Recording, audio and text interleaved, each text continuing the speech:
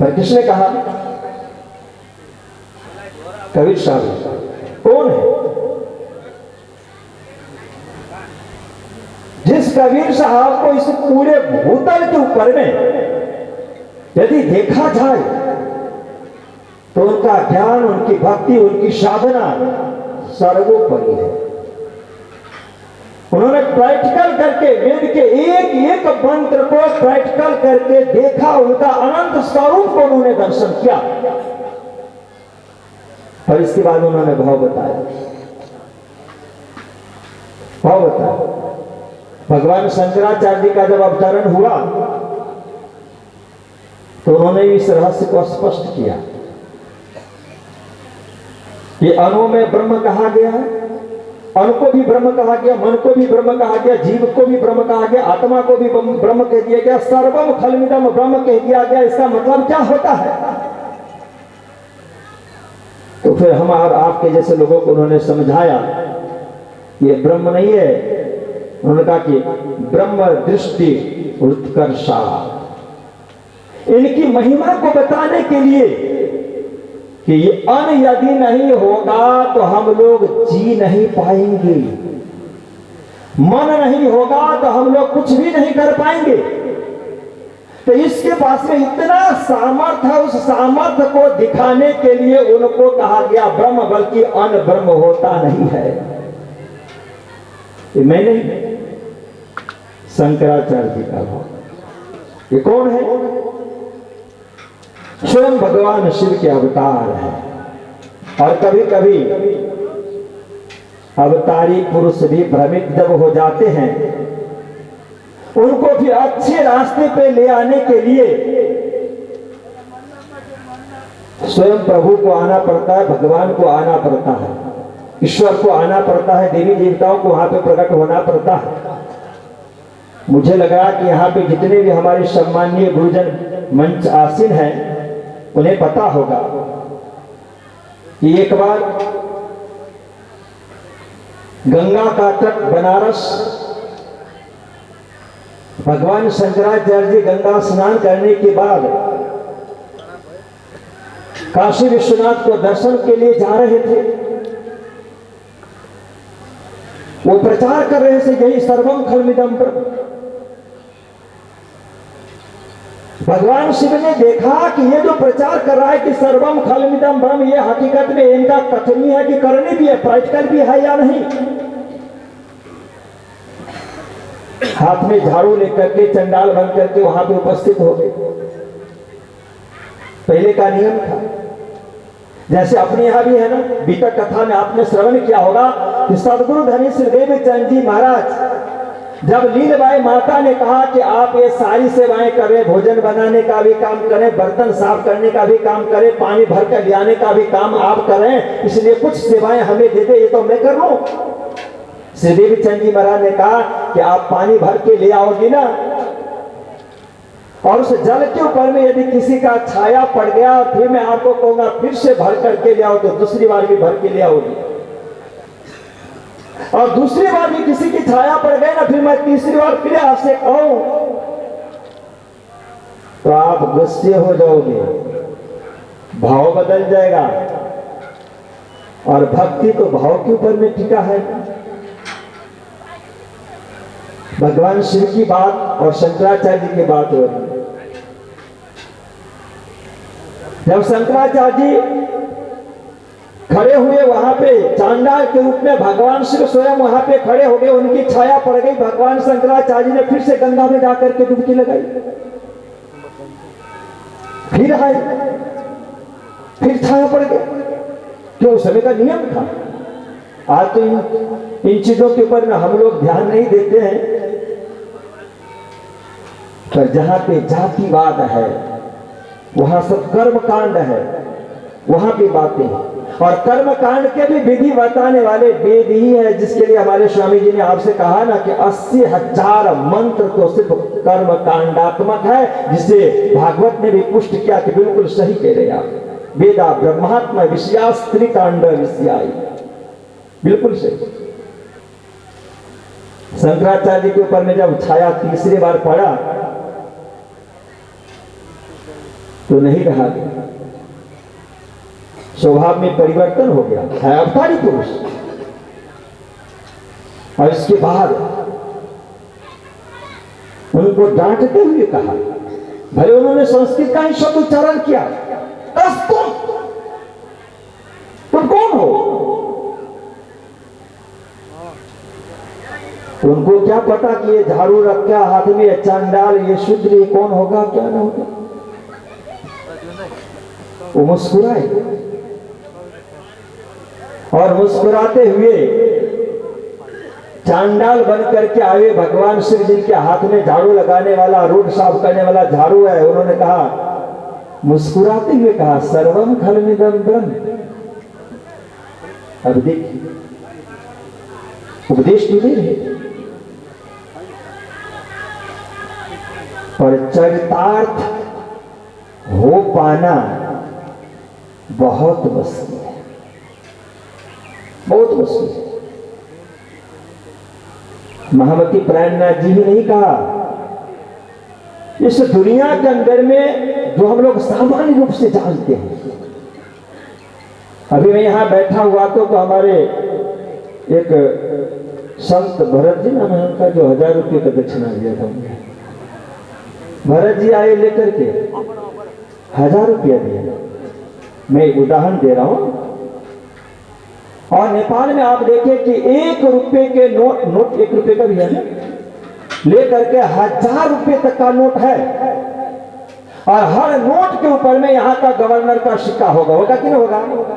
Note तो सब है ना, पर हर नोट के ऊपर में जो सत्ता है ना, और गवर्नमेंट का सत्ता अलग अलग है या नहीं है? आप यदि कहीं जाएं संगम में स्नान करने के लिए, हम जैसे वहां भिक्षु कोई बैठा हो और दोनों हाथ जोड़ करके आपको नमस्कार करे, प्रणाम करे, दंडवत करे, जय सिया राम करे, ओम नमो नारायण करें, और हाथ ऐसे फैलाएं तो कितने देंगे? 1000 देंगे? मुश्किल से 1 निकाल के देंगे, 5 दे देंगे, 10 दे देंगे। और यदि 1000 निकलने का कोशिश भी करेगा ना, तो उसको जबरदस्ती आप जेब में डाल लेंगे। क्यों? क्योंकि आपको पता है कि इसके अंदर में सत्ता अधिक है, अधिक सत्ता। भगवान शंकराचार्य जी और भगवान शिव ने इस पूरे विश्व के अंदर में सबको बताया कि ये जो मैंने गीता में कहा ना कि मयि सर्वमिदं प्रोक्तम सुते मणि गणैव, ये बिल्कुल सत्य है। गीता में उसी चीज को फिर से दोहराया, सुनी चैव स्वपाके च पंडिता समदर्शी। आज हम यहाँ पे संत लोग बैठे हुए गीता का ज्ञान का उपदेश दे रहे हैं। किसी पशु के साथ में हमको बैठा करके खाना खिलाने के लिए रख देंगे, खाएंगे? किसी चांडाल के साथ में बैठा करके रख देगा तो खाएंगे? एक पत्तल पे भोजन रख दिया जाए और एक गीता का उपदेश देने वाले संत को बैठा करके, हम में से कोई भी हो, उनको कहेंगे कुत्ते के साथ में बैठ करके भोजन करो, करेंगे? भगवान शंकराचार्य जी ने कहा ये ब्रह्म नहीं, ये जितने भी आपको उपदेश दिए गए ना, ब्रह्म दृष्टि उत्कर्षा, यह परोक्षात्मक शब्द है। आत्मा परमात्मा की जहां बात होती है वहां पे सामान्य बातें हम नहीं कर सकते हैं। पर श्री कृष्ण प्रणामी धर्म की विशेषता, इस निजानंद संप्रदाय का जो तत्व ज्ञान, जिसके लिए श्रीमद् भागवत शास्त्र में हम सारी प्रणामी धर्म के सुंदर साधु संत महात्मा को पता है, विद्वान विदुषियों को पता है कि जब अवतारों की परंपरा होती है, उस अवतारों की परंपरा के अंदर में जब सबसे अंतिम अवतार बुद्ध और कल्कि भगवान का होता है, तो उस बुद्ध और कल्कि के रूप में दूसरा कोई भी नहीं आता है। उस समय के लिए श्रीमद् भागवत शास्त्र ने कहा कि एक माता विहित कले रंग के वासुदेवानुशिक्षितो वर्णाश्रमम युतम धर्मम पूर्ववत प्रथयिष्यतः। यह जो हम श्री कृष्ण प्रणामी धर्म की बात करते हैं, संप्रदाय और धर्म बिल्कुल सत्य है कि दोनों में आकाश पाताल का अंतर है। धर्म एक मंजिल है। जितने भी संप्रदाय है उन सभी संप्रदायों का यदि कोई भी एक मंजिल होगा तो वह एकमात्र मंजिल होगा जिस मंजिल का नाम है धर्म। जैसे हमारे स्वामी जी ने एक बहुत बढ़िया श्लोक हम सबों के बीच में रखा, आकाशात पतितम तोयम यथा गच्छति सागरम सर्वदेवम नमस्कारम कृष्णम प्रति गच्छति। सारी दुनिया तो रुक जाती है, फिर देवी देवताओं की पूजा को क्यों नहीं छोड़ देते? ईश्वर भगवान की पूजा को क्यों नहीं छोड़ देते? पर नहीं, यदि हमें अपने बच्चों को डॉक्टर बनाना होगा तो एक ही बार यूनिवर्सिटी और कॉलेज में नहीं पढ़ाया जा सकता है। इंजीनियर बनाना होगा तो एक ही बार कॉलेज यूनिवर्सिटी में नहीं फेंक दिया जाएगा, उनको उठा करके कह रहे चलो कोई बात नहीं, अभी प्राइमरी में क्यों पढ़ाना, हाई स्कूल में क्यों पढ़ाना, इतना पैसा क्यों खर्च करना, एक ही बार उनको डॉक्टर इंजीनियर बना देना। होता है क्रम है, उपासना में भी क्रम है। इसलिए इस दुनिया के अंदर में स्वयं बुद्ध और कल्कि का अवतार का आवश्यकता है, और वह बुद्ध कल्कि कोई भी नहीं, एकमात्र श्रीमद् भागवत शास्त्र, जिसके लिए मैंने कहा कि वेदों का पका हुआ फल जो श्रीमद् भागवत शास्त्र दुनिया के जितने भी धर्म और संप्रदाय है कहीं न कहीं किसी न किसी तरह से श्रीमद् भागवत शास्त्र के अंदर में जाकर के डूबा हुआ है, हो गया है। ऐसे श्रीमद् भागवत शास्त्र में लिखा हुआ, और आप श्री कृष्ण के संदर्भ में मुझे लग रहा है कि हमारे सभी संतों को भी पता होगा। हमारे पूज्य गुरुजन यहाँ पे विराजमान है, मधुसूदन शास्त्री जी, बहुत बड़े वेदांत, और वो श्लोक हम प्रणामी सारे सुंदर साथ गाते हैं। वंशी विभूषित का राम अंतिम चरण में बोलता, सबको पता है, कृष्णात् परम किमपि तत्त्वमहं न जाने। प्रणामी धर्म के संतों ने नहीं गाया, सदगुरु श्री देवचंद महामती प्राणनाथ जी ने नहीं कहा, बल्कि जिन महापुरुषों ने मंत्र को आश्रय लेकर के, ग्रंथ को आश्रय लेकर के, पुराणों को आश्रय लेकर के भगवत गुणानुवाद में जब हो गए तो वह ग्रंथ, वह मंत्र उनका साधन बन जाता है, और साधन बन जाने के बाद में परमात्मा का एक नहीं, परमात्मा का तो अनंत स्वरूप है। जिसे तुलसीदास जी ने कहा, हरि अनंत हरि कथा, और वही तुलसीदास जी महाराज ने वेद के लिए भी कह दिया। तुलसीदास जी महाराज ने कहा, प्रणामी धर्म के संतों ने नहीं कहा, प्रणामी धर्म के किसी ग्रंथ ने भी नहीं कहा, पर तुलसीदास जी महाराज ने ही कहा, जहां वेद कछु अंतर राखा, भजन प्रताप संत ही भाखा। देखिए, वेद ने अंतर नहीं रखा, पर जब ऋषियों ने खोजा, संत महात्माओं ने खोजा, अवतारी पुरुषों ने जब वेद के उन 4000 मंत्रों के ऊपर में विचार किया, जिसके अंदर में सिर्फ एकमात्र था आत्मा और परमात्मा के संदर्भ में बात की गई थी, जिसे कहा गया कि परोक्षवादा ऋषियः, उनके लिए कहा। जब उन्होंने खोजने की कोशिश की, नहीं मिला, तो फिर संत महात्मा जब हुए, अनंत समय तक बैठ करके जब मंत्र का चिंतन किया, तो मंत्र चिंतन के बाद में वह मंत्र परमात्मा के अनंत स्वरूप को दर्शन करवाया। इसलिए महामती प्राणनाथ जी महाराज यह जो तातम सागर ग्रंथ है जिनकी चर्चा आप सुनेंगे ना, उस वेद के लिए महामती प्राणनाथ जी ने कहा, पुराणों के लिए भी महामती प्राणनाथ जी ने कहा कि ऐसा मत समझ, इसके अंदर में सब कुछ है। सिर्फ हम ये कभी कभी कह लेते कि वेद अगम कहे उल्टे पीछे लेख लेख कर गाया, खबर ना पड़ी बिन उपजा कहां से ताते नाम निकम धराया। आज यदि हम चिंतन करने के लिए बैठे, सत्संग करने के लिए बैठे, चर्चा करने के लिए बैठे, और फिर सामान्यतः गुरुजनों से हम निवेदन करें कि वेद अपौरुषीय है,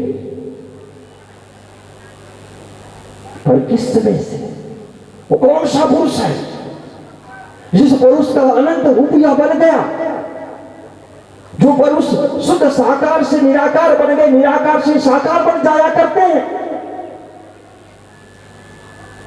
उसका निराकरण भी यही पे है। इसलिए महामती प्राणनाथ जी ने कहा कि वेद ने भी पाया निगमे गम कहिया ब्रह्म को। महामती प्राणनाथ जी ने वेद के अनंत स्वरूप को देखा, और देखने के बाद में फिर आपने कहा कि निगमे गम कहिया ब्रह्म को, फिर इसके बाद में कहा कि क्यों समझे ख्वाबी जन। ये दुनिया के लोग जो सिर्फ कर्मकांड में लिप्त रहते हैं, कभी ऊपर उठ करके जाते हैं तो कभी उपासना में जा पाते हैं, पर जब कर्मकांड से ऊपर उठ करके, उपासना से ऊपर उठ करके ज्ञान में और विज्ञान में नहीं जाएंगे, तो वेद का जो गूढ़ रहस्य है, उस गूढ़ रहस्य के अंदर में परमात्मा का जो अनंत स्वरूप है, जिसके लिए हमारे स्वामी जी कह रहे थे ही और भी। हम प्रणामी धर्म के सुंदर साथ जी कहीं बाहर से सीख करके नहीं आए, बाहर से नहीं। स्वामी जी श्रीमद् भागवत शास्त्र में जब रास का पंचाध्यायी शुरू होता है, उसमें से सबसे प्रथम श्लोक है भगवान पिता रात्रि स्वर्गोत्फुल्ल मल्लिका। और मैं निवेदन करता हूं उन सभी पूज्य गुरुजनों से, विद्वज्जनों से, कि श्रीमद् भागवत का यह जो श्लोक है ना, पूरी दुनिया के विद्वानों से मैं कहता हूं कि श्रीमद् भागवत का यह जो श्लोक है, जिसके अंदर में भगवान पिता रात्रि की बात आई है, महामती प्राणनाथ जी महाराज के वाणी के सिवाय, इस ब्रह्म वाणी के सिवाय, निष्कलंक बुद्धा अवतार के सिवाय दुनिया के कोई भी व्यक्ति इसका संपूर्ण स्वरूप यदि प्रकट करता है तो यह सूर्य नारायण उनका शिष्य बनेगा। आज यहां से मैं घोषणा करता हूं।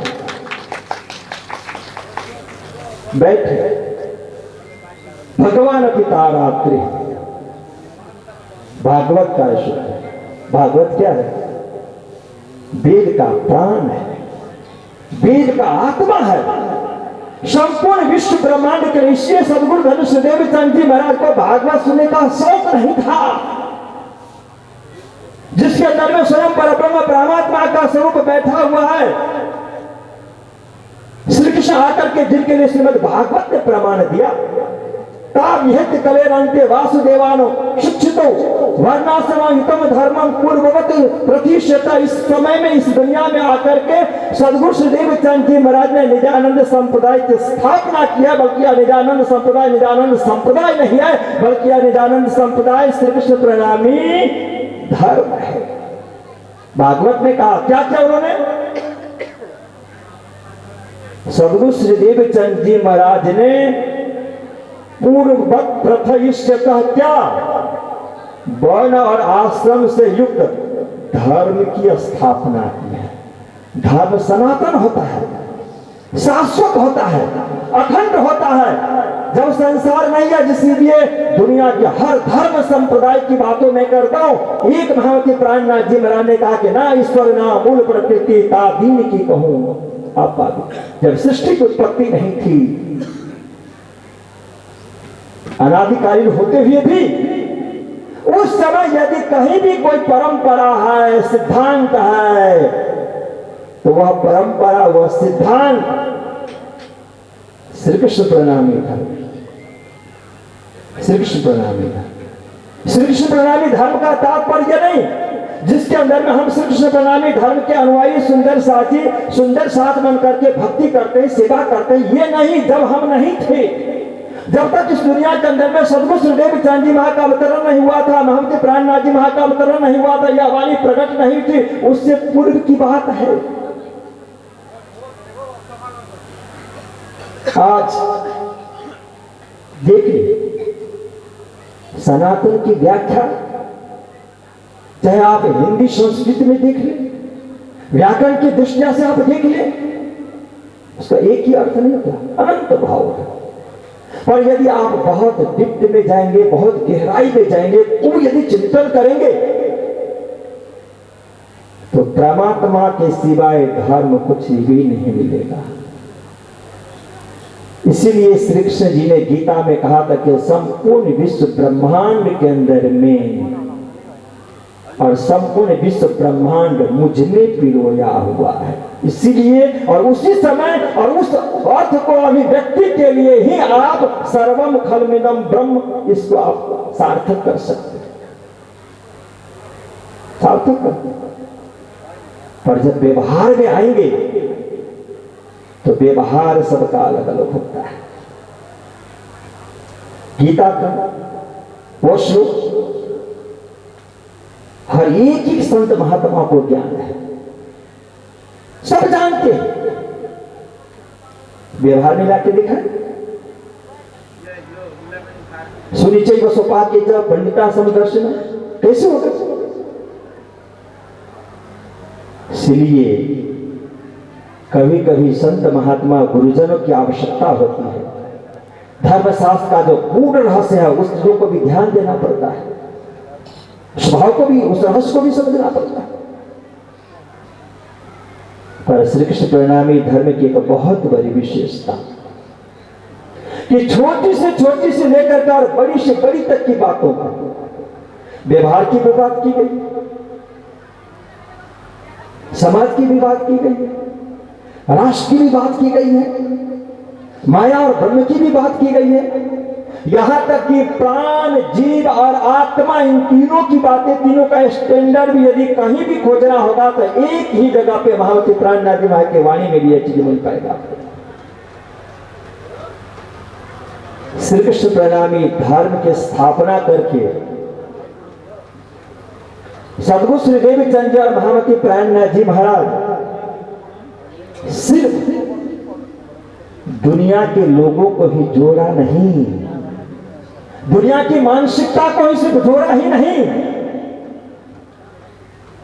बल्कि समस्त विश्व ब्रह्मांड के प्राणी के लिए उनके दिल के अंदर में करुणा। और इसके बाद उन्होंने कहा कि चाहे आपकी मर्जी जो हो, मर्जी जो हो, आप उस अनंत शक्ति का जो अनंत नाम है, अनंत रूप है, अनंत उनकी लीलाएं, उनमें से जो आपको मन पसंद आए वो करो ना। मार्केट के अंदर में आप खरीदने के लिए जाए कपड़े, एक ही प्रकार के होता है क्या? आपको जो न पसंद आए वो कहोगे वो दुकानदार से कि ये रखते क्यों, क्या रखने की आवश्यकता, ऐसा कहते हो कभी? अरे आप पैसे वाले हैं, आपको अच्छे चाहिए, महंगे चाहिए, जो मीडियम होगा उनको उस तरह से चाहिए, जो बहुत गरीब होगा उनको उस तरह से चाहिए। दुकानदार को सब कुछ रखना पड़ता है। इस समाज के अंदर में हर तरह का संप्रदाय है, पंथ है, पैड़े है, धर्म है, संप्रदाय है, सिद्धांत है। परमात्मा ने अनंत रूप लेकर के अनंत प्रकार की भक्तियों को उन्होंने शुरुआत कर दिया है, चाहे जो लोग। पर अंत में होगा क्या, जो हमारे स्वामी जी ने कहा ना, आकाशात पतितम तोयम यथा गच्छति, यही होगा। प्राणनाथ जी ने कहा कि चिंता बाइकाट नहीं किया। प्राणनाथ जी ने कहा कि यदि आप सूर्य की उपासना करते हैं तब भी आपको आना पड़ेगा। गीता में नियम बता दिया कि कोई डायरेक्ट है, कोई इनडायरेक्ट है, पर आएंगे मेरे पास ही। उन्होंने यह कहा कि सूर्य की उपासना छोड़ करके कृष्ण के पास आ जाओ, इंद्र की उपासना छोड़ करके आप मेरे पास आ जाओ, देवी देवताओं की माताओं की उपासना छोड़ करके आ जाओ, भगवान शिव की उपासना छोड़ करके, भगवान विष्णु की उपासना छोड़ करके, भगवान राम की उपासना छोड़ करके आ जाओ, कभी भी नहीं कहा महामती प्राणनाथ जी ने, कभी नहीं कहा। पर फिर भी उन्होंने क्या कहा? कभी आप गुरुजनों से पूछें कि यदि भगवान शिव की उपासना हम करेंगे और हम इच्छा रखेंगे वैकुंठ में जाने के लिए, अब आप मुझे बताओ, भगवान शिव की उपासना हम करें और इच्छा रखेंगे हम वैकुंठ में जाने के लिए, तो क्या होगा? क्लियर होगा रास्ता? होगा? भगवान राम की उपासना करेंगे और फिर वैकुंठ में जाने की इच्छा रखेंगे, भगवान कहेंगे कि ऐसा ना कर भाई, साकेत धाम में जाओ। भगवान विष्णु कहेंगे वैकुंठ में आओ, भगवान शिव कहेंगे कैलाश बना हुआ है, आ जाओ। पर महामती प्राणनाथ जी ने क्या कहा? क्या हम देखी रे दुनिया, जो इनको न करो अखंड। प्राणनाथ जी बता एक व्यक्ति नहीं जिनके लिए श्रीमद् भागवत शास्त्र ने कहा कि वह स्वयं बुद्ध कल्कि के अवतार है। बुद्ध कल्कि कौन? जो स्वयं परब्रह्म परमात्मा श्री कृष्ण है, उनके लिए उन्होंने कहा वो आएंगे इस दुनिया के अंदर में। वो क्या करेंगे कि वर्ण आश्रम से युक्त एक ऐसे धर्म की स्थापना करेंगे जिनका सबका सारे विश्व ब्रह्मांड के लोगों का वो मंजिल होगा। और उस मंजिल के लिए ही श्रीमद् भागवत शास्त्र ने, जो मैंने आपसे कहा था ना कि भगवान पितारा त्रिह, भगवान शब्द की बात हमारे स्वामी जी बता रहे थे कि हम लोगों में कभी कभी होता है, व्यवहार में हो जाता है,